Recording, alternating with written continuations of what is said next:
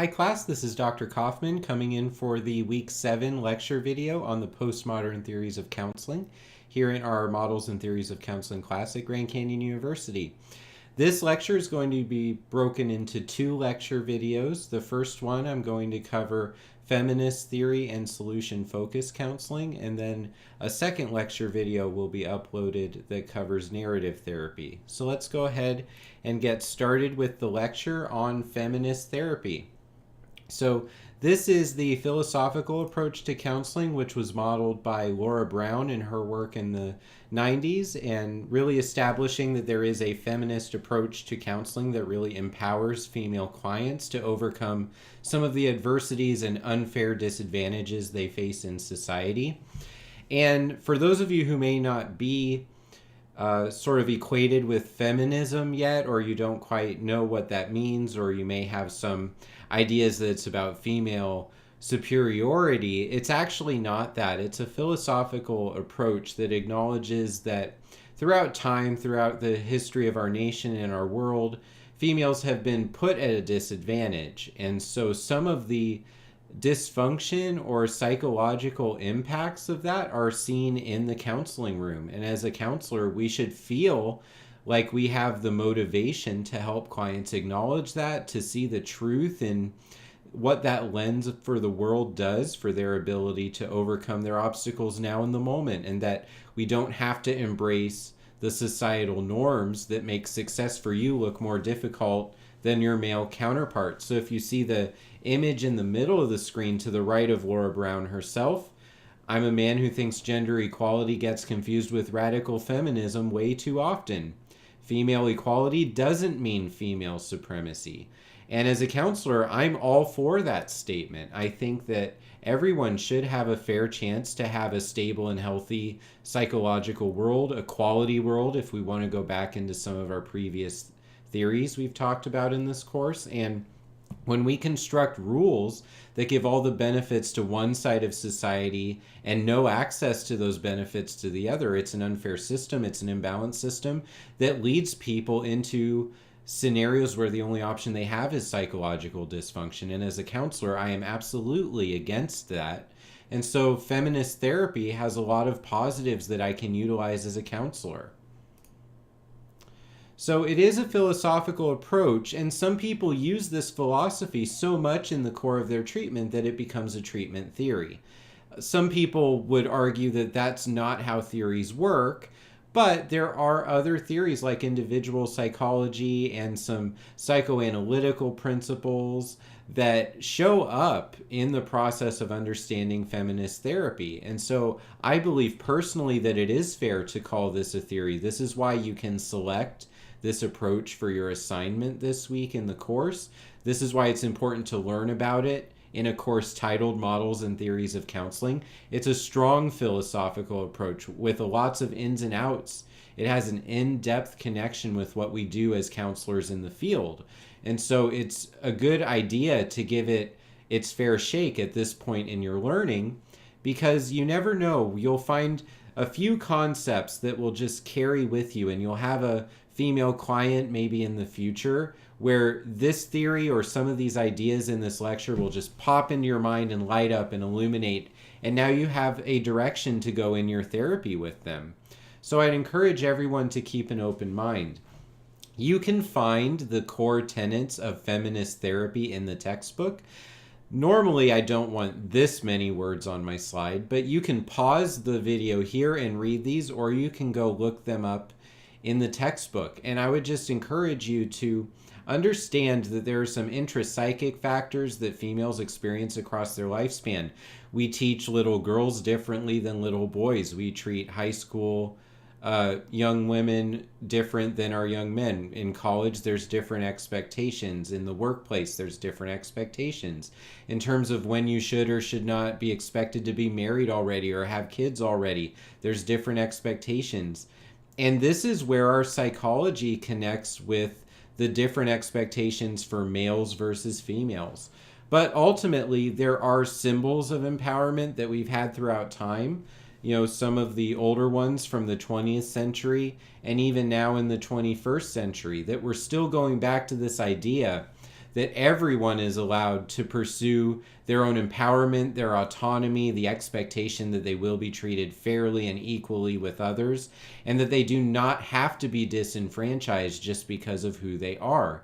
And so from that angle, feminist therapy helps clients who maybe even aren't female, either biologically or psychologically, or it could actually help people who are struggling with cultural considerations.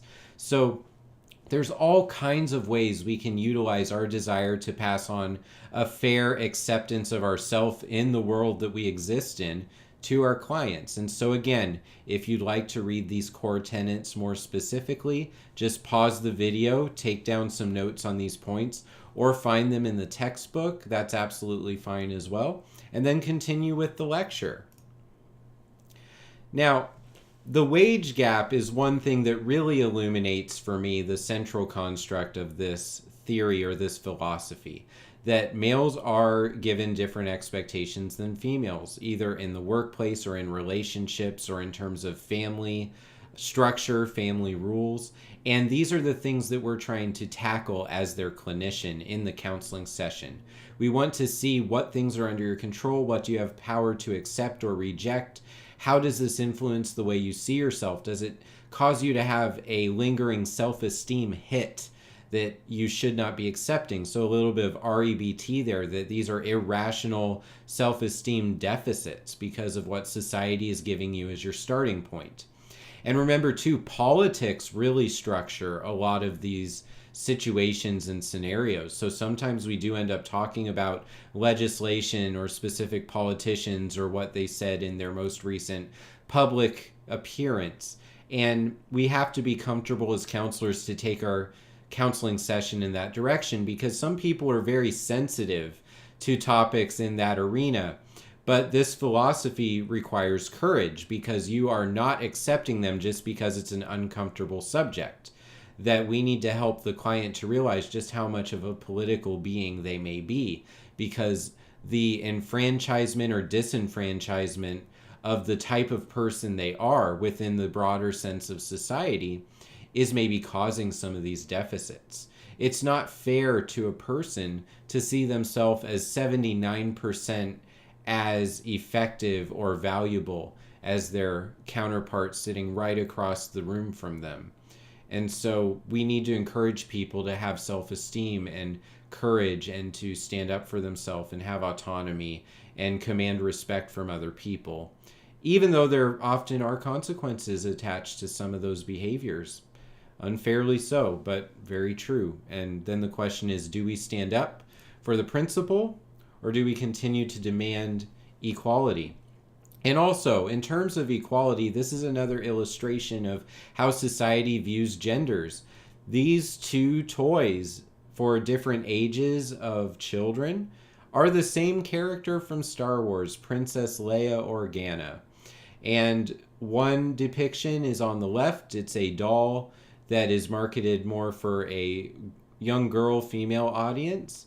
And then on the right is a collectible action figure, more marketed towards, I guess, 8 and up, but more adult male audiences, you would assume, based on what scene is being illustrated in the character and the pose and the artwork on the card. That we can see a lot about society here just in the comparison of these two toys of same character from the same movies. And what are we sending as a message to our children when we purchase toys of this kind for them? What are we endorsing in terms of societal values when we make it okay? Now, I know that some of these toys are older and so maybe aren't being marketed right now anymore, but it is still an illustration of where we are in quite recent human history. And so there's unfair comparisons that female individuals are going to experience just because of the way magazines and commercials and movies maybe depict them. And we need to be able to acknowledge that and say, is this how reality works? Is this okay? And to be able to counsel from that dialogue. We don't have to have this dialogue with every single client, but this forms a philosophy within us as the treatment provider.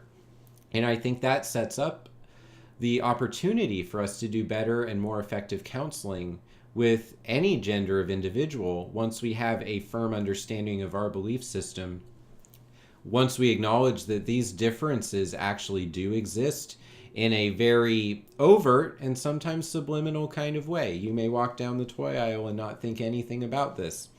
But when you dissect it from a feminist therapy approach, there's actually quite a lot to talk about just on this one slide from the lecture. So there are some stages that people go through in terms of their feminist identity development, and you can read more about these in the textbook.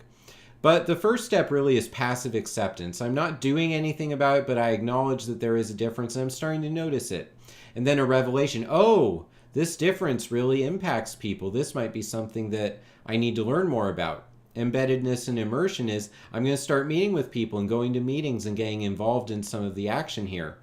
Then synthesis is this is part of my belief system. This is what I stand for as a counselor and as a person, as a human being.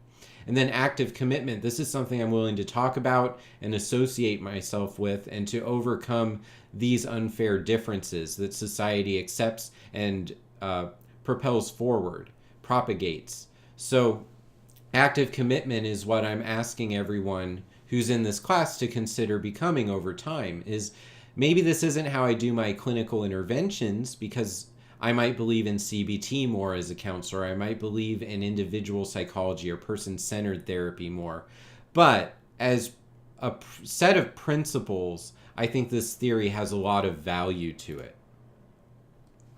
And so a healthy person is going to really focus on their strengths and take advantage of the opportunities they're given and not let the limitations of society put them in a box that dictates to them who they're allowed to be. This model talks about dis-ease, so you lack easiness in a situation. And that's where the word disease comes from, by the way. When you have psychological distress that makes you uneasy because of the social system, then those are the kinds of dysfunction that feminist theory is designed to tackle. And this could be inequalities in a marriage relationship, in a workplace, in a friend circle, in a college club or some kind of other academic program, that you need to be able to advocate for yourself. That's something you can pass on to your client. And sometimes conflict needs to be met head on, that avoiding it only allows the system to continue unchallenged. And that leads to further dis-ease and further dysfunction. It prevents a healthy approach to life. So the therapeutic atmosphere is really driven by the opportunity for growth. We want to help the person to possess knowledge that opposes the status quo of society and has an awareness of gender issues. It accepts that the person is political and that everyone has an equal opportunity to work with me as their counselor. And that I'm going to use the counseling session as an opportunity to pose critical questions for you to further utilize your strengths and not accept the unfair, unequal representation that you're facing in your current scenario. And then we're going to try and utilize those strengths, push them into action, and see if change is possible. So we are egalitarian in the therapeutic role here, so we're working hand in hand, side by side with the client. We're going to acknowledge the power imbalance that I'm the counselor and you're the client, so there is some power imbalance there, but I want to overcome that. I want to empower you to really talk to me and really challenge that imbalance, and I'm willing to let you be in an equal relationship with me, and we're setting the model for what we're going to expect for ourselves outside the counseling room. And so what we're going to do is, if there is anything from our own story that may get in the way or may support this process, we can self-disclose. And then after that, we're working with the client in an equal capacity. We can teach them assertiveness skills. We can do role plays and have them practice these tough conversations with people where they are experiencing this inequality. And we can also recommend books. Books are a nice way to help our client to consume and acquire depths of information in between sessions. So you have to really believe in it. You have to encourage the client to please set the time aside to read it. If they don't read it, then there's no gain from the assignment or the task. But this theory in particular, since it's so much about seeing value in yourself and being willing to tackle the status quo, bibliotherapy is a nice recommendation. And so when people are oppressed, it's really easy to say that we need to push for equality, but sometimes they could lose their job if they push for equality. They could end up being divorced. They could end up having to move large distances across the country if they lose the situation that is their foundation for where they are. And so feminist therapy really does some good by being willing to accept that and understand that not everyone can just go and be an advocate for equality on feminist principles, and that sometimes people have to play the long game and be very patient and pick their shots. Because if we just go in demanding assertiveness from the wrong person in the wrong way, it can hurt a lot more than just our self-esteem. It can hurt our life situation. And that is because society allows it to be this way. And as counselors, we need to realize that we're not living in that ideal world where we just go for what's psychologically the best. And sometimes people are oppressed to the point where they can't stand up for themselves right now. But we have a forum as educated mental health professionals to maybe stand up for them in different ways in the community and in our public forums, and even in classes like this one when we're educating younger minds in the field. So I would just encourage everyone to take advantage of the strength we have to have an impact on society. And don't pass up those opportunities, and don't throw away your shots to make a difference. So some people say it's not really a theory, but I hope I've impressed upon you today that I see it as a theory with a very strong and firm philosophical adjustment to how we see a society functioning. And we should not confer power and status just on men in service to the oppression of women, that we want society to change and become better. That in a lot of ways, society is somewhat our client when we utilize this theory. We want it to want to grow.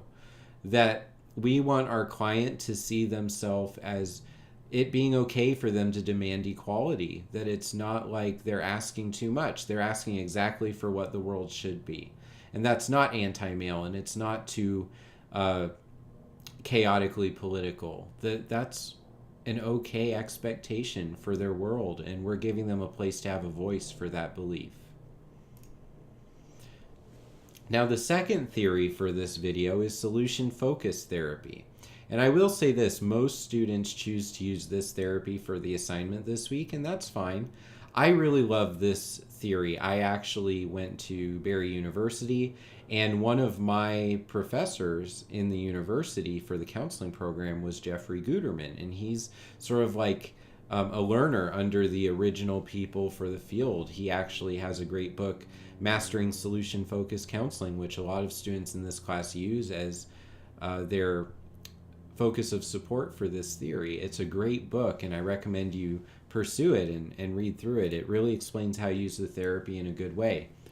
And solution-focused counseling is just that. So much of what we do as counselors is focused on the problem and causing the problem to stop. But that doesn't mean in itself that the solution has started. And so this theory takes that point and runs with it. It's a constructivist theory. So if you remember that idea of objectivist or positivism versus constructivism, this is a constructivist theory. We're working with the client to create the world and the understanding of the world that the client lives in. And we're also willing to call the client a customer. So let's talk about what solution-focused therapy is not. It's not something that emphasizes the client problems. It's not something that requires the client to do 6 months of counseling for a change to happen. It's not something that focuses on symptoms, and it doesn't worry about how much the client wants to change right now. It just forces the client to start acknowledging what they can do. So as you see in the final image of this flowchart, I can do it. All you have to do is drop the T, right? So this theory is really about figuring out a new way to form language in the counseling session. So for example, when we ask a question on a mood disorder, such as you would find in the PHQ-9, we may ask a question like, how often have you struggled to get out of bed and begin your day in the last 2 weeks? Now, when the client answers that, how do you think they feel? Down in the dumps, like, oh my goodness, 12 out of the last 14 days, I struggled to get out of bed and start my day. It's a depressing, negative self-esteem kind of feeling. A solution-focused counselor would never ask that question. We want to identify strengths. So we would simply ask, how often in the last 2 weeks have you gotten out of bed and successfully started your day in the morning? And so now when you answer that question, oh, 2 times. Oh, don't feel bad. 2 times is something. So let's identify what those days were. What day of the week was it? What was different about those mornings that wasn't there on the other couple days of the week?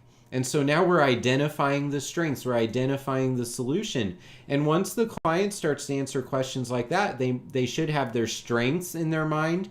They should feel supported by the counselor.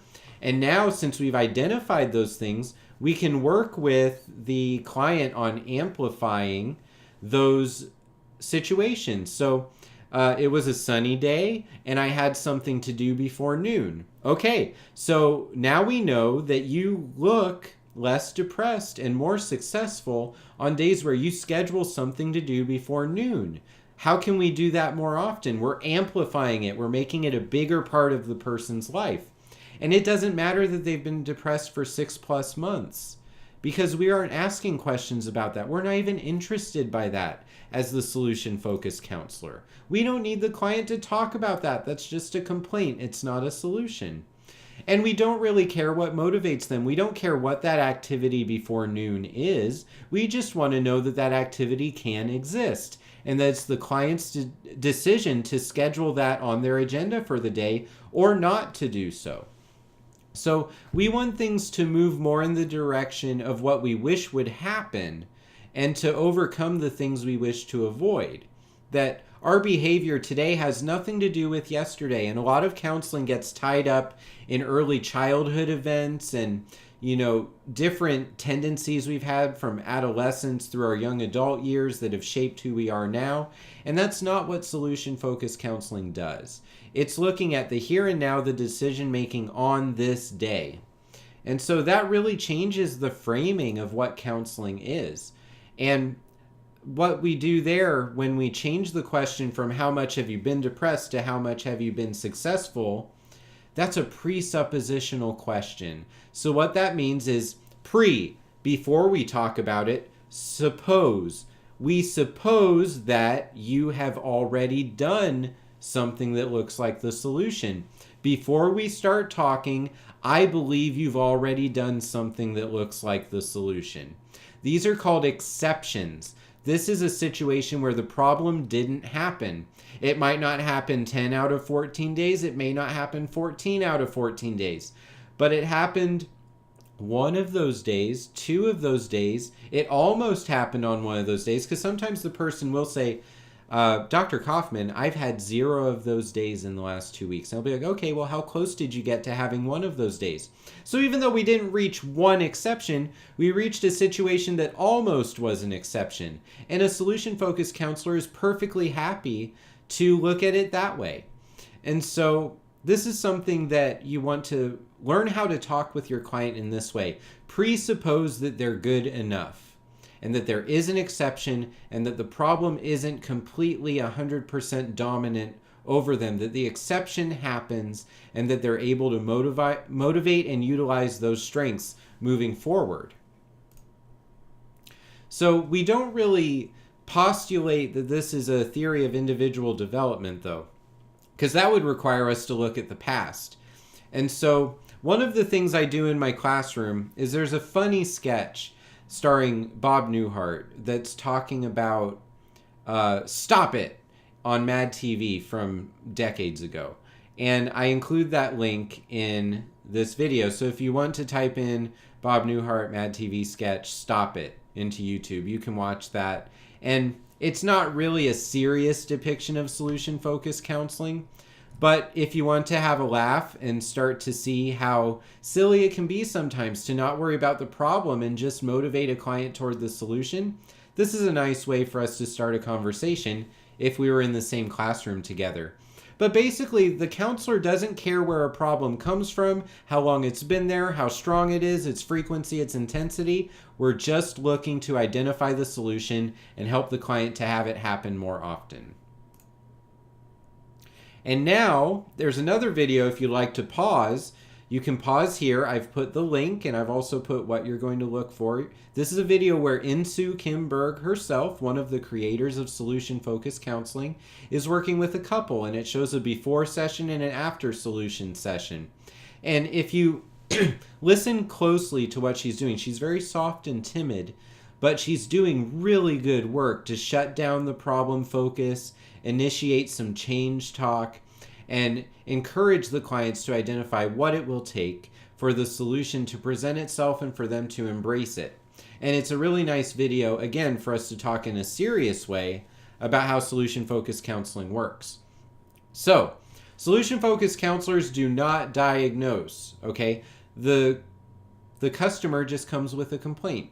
We don't care about the dysfunction or the problem. We don't legitimize the problem with more power through our questions. We're not intimidated by the problem. We're just looking for the solution. Solution-focused counseling should work in 1 or 2 sessions in a vacuum where clients do not need more help than that. But you really want to teach them how to find the solution and run with it, that to believe in themselves. And when you ask yourself, how do I fix this problem? What are the times where I almost overcame this problem? They're on the path already to finding the solution, and then it's just about doing it. Nike has a great slogan for this theory. Just do it, right? A lot of people worry about, but I haven't done it since I was 16. The solution-focused counselor says, that doesn't matter. Do it today. That's it. Done. Doesn't matter who you were, a couple decades ago. So we want the client to determine their healthy goal, and we want them to not feel stuck. We want to encourage them to overcome that stuck kind of language they're telling themselves. A solution-focused counselor doesn't do assessment either. We don't really do treatment plans. The client won't be there long enough to experience the benefit of a treatment plan. We're going to complete in 2 sessions, 3 sessions, 4 sessions, 5 sessions. And so why would I spend a whole session doing a form of paperwork when we can construct the solution, find the exceptions, identify the strengths, and amplify the change? Done. Just do it. So the counselor is part of the change process. We're energetic about it. We're excited by identifying new elements to the solution. And we're the expert on explaining what change is. The client is there to complain and be the customer. They are just visiting, and we're going to take them through a series of problem statements where they identify their solution. We can use the miracle question. If you woke up this morning and you go about your day and a miracle happened, but nobody told you a miracle happened, what would happen during your day that lets you know your problem has been solved? That's the miracle question. And then there's the so-so group, which is maybe they're ambivalent about their change or they don't really believe in their strength, but you can encourage them and say, well, if there has been no effort towards positive change, you would probably be much worse, wouldn't you think? So there must be something in your situation that's happening pretty well. So at least you're in a so-so situation. And then if someone is still down in the dumps, they have no changes or strengths to amplify. Okay, so there's nothing going for you, and the problem is very big right now, I can see, but I think that there are other people on the planet who are in a similar situation, right? I mean, I talk with them, and I'm sure you see them, and you can imagine a couple ways that your situation could get worse. So, what are some of the things in your life that are preventing this from you being in the same group as them, right? So we're still presupposing a positive scenario or a positive element to the scenario. And that's the same or worse group technique. So we want to develop specific, attainable, and concrete goals that the client can do during this week in between sessions later today. We want it to be possible. If it's not possible right now, then it's not really a solution and we're getting distracted by something. So we want to change the doing, change the viewing, and evoke the resources, strengths, and solutions. We get the client ready to do the change by the time they leave the session. That is the whole goal. That is the whole process. We want action now. We don't want to have a plan that takes 20 sessions for the client to happen. We want them to do it today. In fact, coming to the session is viewed as a solution. So if you have nothing else to share with the client because they're making it very hard to identify positives, you can encourage them. Well, you picked up the phone, you scheduled a session with me. That is a sign right there that you are doing change, right? Change talk is solution talk. That's the intervention in this therapy, is the way we form the conversation. Now, there are all kinds of techniques in this approach. You can review the textbook for this course. You can pursue the book Mastering Solution Focused Counseling by Jeffrey Guterman. You can find some other publications and workbooks that give on some of these solution focused skills. But we want to use identifying exceptions and amplification, presuppositional questions, why isn't it worse? Any of these kinds of things are going to help the client to become motivated and energized towards solution now. And that's what we're aiming for with this therapy process. This is a relatively new theory, but it's decades old at this point. There's not a lot of research on it, because why would we research on it when all of our clients are getting better? We don't need research for solution-focused counseling, because by the time we publish it, we could have done good work with 100 more people per counselor. So that's one of the limitations, is it's actually a little tougher to find meta-analysis for solution-focused counseling compared to other approaches, and that's kind of a knock on the approach itself. Another thing to understand is it's very directive, and it motivates change now, and not every person is going to be ready for it. Some cultures or some types of individuals are more interested in a process kind of approach to counseling. So this can hit people by surprise. And you want to be able to take some cultural competency understandings into the room with you and make the therapy something that matches what the client's expecting and what they need, but also is what is best for them. So you don't have to back off and shy away from solution focus just because of a person's culture or just because of their expectation for counseling. You can always explain counseling to someone, but you do want to lend value and acceptance of their culture or the type of person they are. So you don't want to just stick to the therapy so much that you dismiss the value of the person as an individual. So you want to take the client's strengths and resources and motivate them towards action in the short term now. The client will set the goals, but you are going to help emphasize with them that we are doing the solution talk, we're doing change talk now, we're not dwelling on the problem, we're not reaching into the history, we're not going to legitimize that feeling of being stuck with the focus of our counseling session.